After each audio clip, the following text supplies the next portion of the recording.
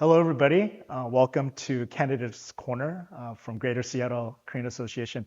I'm Sam Sim, Vice President of Greater Seattle Korean Association. And as of this year, we're very thankful because the Korean Association was recently awarded the Voter Education Fund grant from King County. So we're very thankful for that.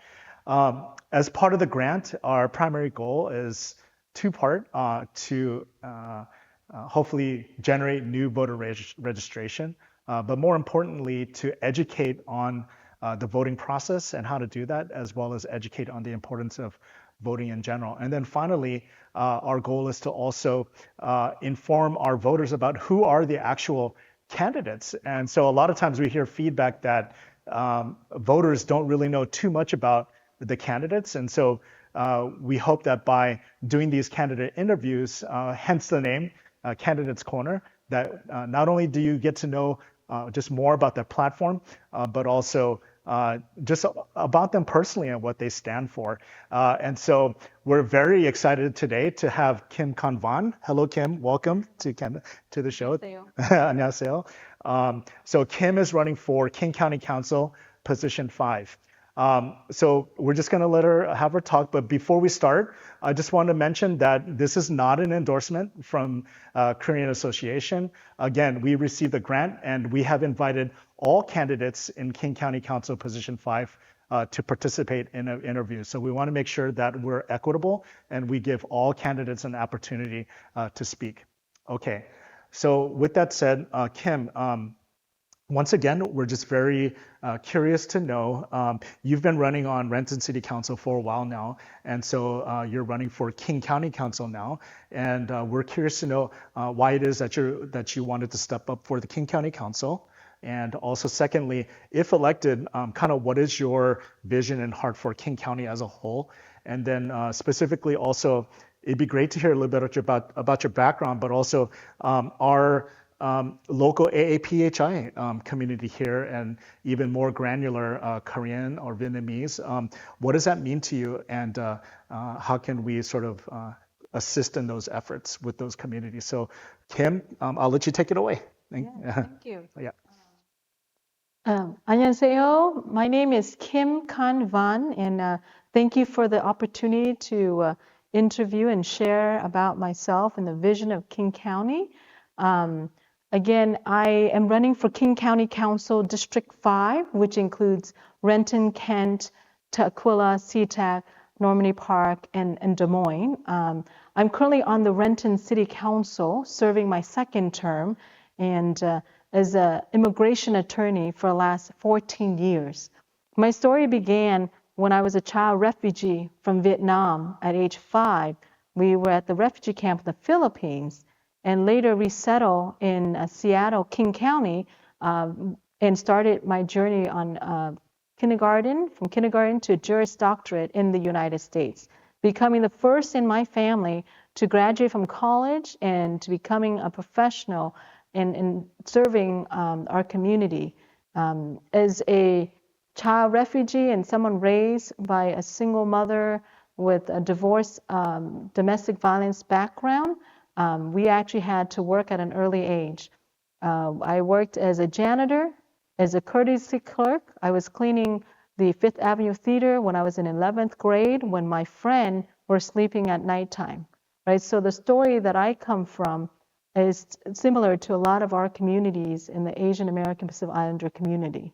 I know where I come from and I will never forget. And this is why I'm running for King County Council District 5, is because right now we need safe and healthy communities.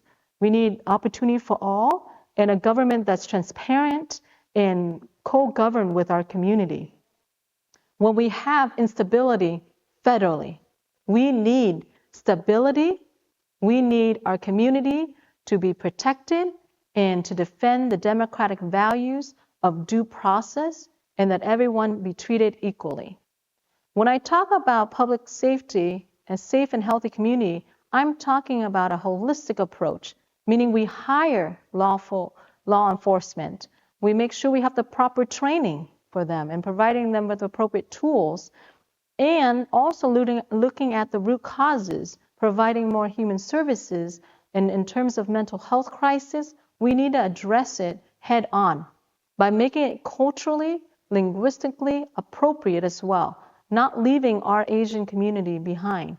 There are nuances to different levels of government and the programs because it needs to have those voices, the community voices, in front and center. Public safety is not just about officers and community, officer wellness to me. It's also about the water, the health of our water, the drinking water, the rivers, the climate, because we do not want to be the next Flint, Michigan, where we have to really look at our water source and making sure that it's clean without PFAS. I've been advocating and making sure that the Cedar River in South King County here is healthy. When we look at public safety, I also want us to be reminded that it also means due process, especially right now when a lot of our community members are being terrorized, even if they have immigration status.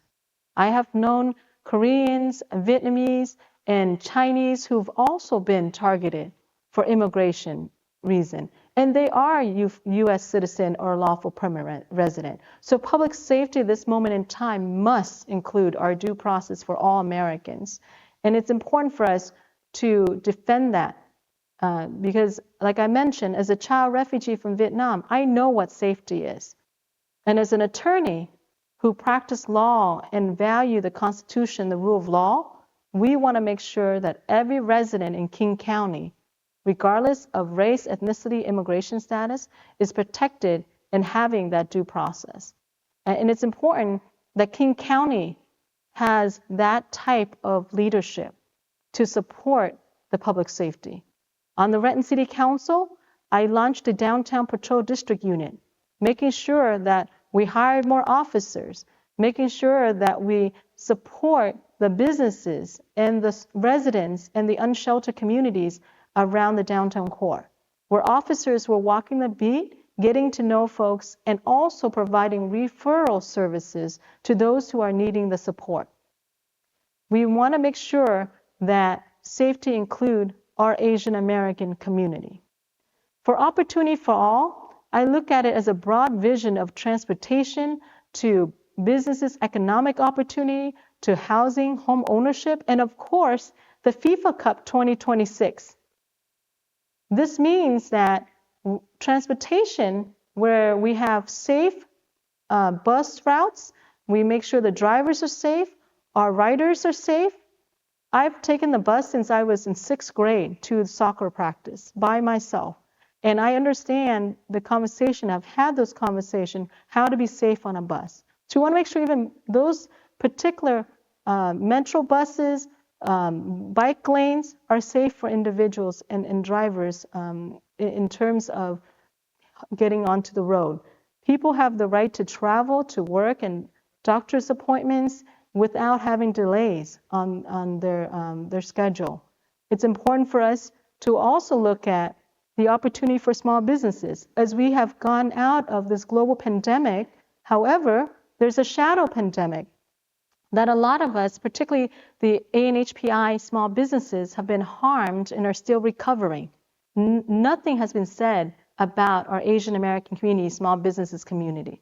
I've known quite a bit that have closed out. When we look at International District, how many of the businesses are closing out and are still are? And it's important for us to making sure that the opportunities there from the Federal Way area where a lot of our Vietnamese and Korean Americans reside, Indian American as well, to supporting the small businesses and making sure that they have the resources that they need. And when you talk about opportunity, let's look at the home ownership rates. I want to make sure that affordability also include home ownership, not just renting. And what it means to rent and the process of making sure that we house everybody, but having the opportunity of achieving that American dream, which is owning a home for our Asian American communities in particular. And it's far out of reach right now, but I know that through the partnership with nonprofits and through the partnership of the governmental entities, we can make it happen for our community. when we look at the FIFA Cup 2026, this is the region and the excitement that comes with economic opportunity for our small businesses, for our governmental entities, for individuals, for mental health because of sports. Sports bring people together. But let us not forget what happens after FIFA Cup 2026, though. Our business is still thriving. I want to make sure that we maintain and even expedite and exponentially grow the economic opportunities in the pie for our community, because it's not just a one-time thing. It should be a transformational path to economic vitality and opportunities for our international district, for areas around King County, for our community. Lastly, as I say, a government is governed by the people, of the people, and for the people. This is a democracy. And we have to make sure we hold government accountable, which starts with a budget. What is the budget? And what does it entail? Is it equitable? Does it have the voices of Asian American, Native Hawaiian, Pacific Islanders in it? Because it shows us if they do care for our community input and voices would be in it. And to make sure that it's transparent so that we all understand what it is. So is it in language? Is it translated? Where are the town halls to address it? Are they engaging our community into the process when they're building out the budget?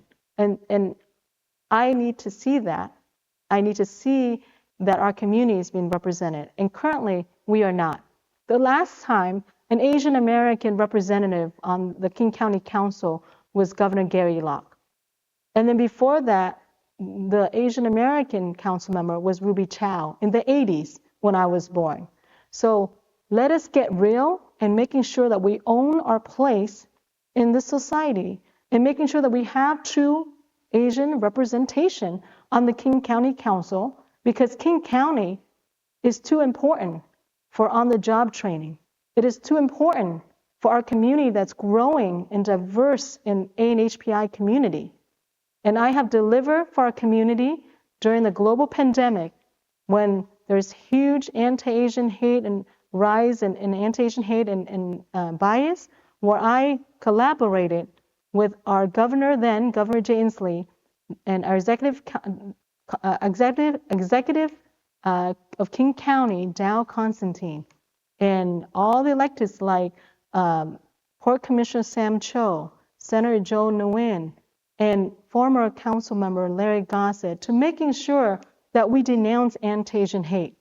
And we received $5 million for anti-Asian hate bias for our communities, which helps making sure that people understand what is not proper in a civil society. So I ask for your support and join in with our campaign. We are so endorsed by the MLK Labor, by the 33rd Legislative Democrats, by the Machinists, by Planned Parenthood, by a lot of the coalitions that are really supporting a thriving, healthy community. And most importantly for me, as a Vietnamese American sharing in the traditions of Lunar New Year with our Korean American community, I've stood up for you during Korean American Day. I stood up and had been in collaboration since the last 2 decades and supporting Asian Cultural Pacific Center in Tacoma, supporting Korean American Day and making sure that every one of us thrive in this community. And I ask for your vote by August 5th. Thank you so much. 감사합니다. Okay, thank you once again. Thank you, Kim, for joining us on Candidates Corner. Thank you, viewers, for tuning in. And again, it's Kim-Khanh Van on your ballot, King County Council, position number 5. There's other candidates there. So thank you again for tuning in, and we appreciate you. 감사합니다. 감사합니다. 사랑해요.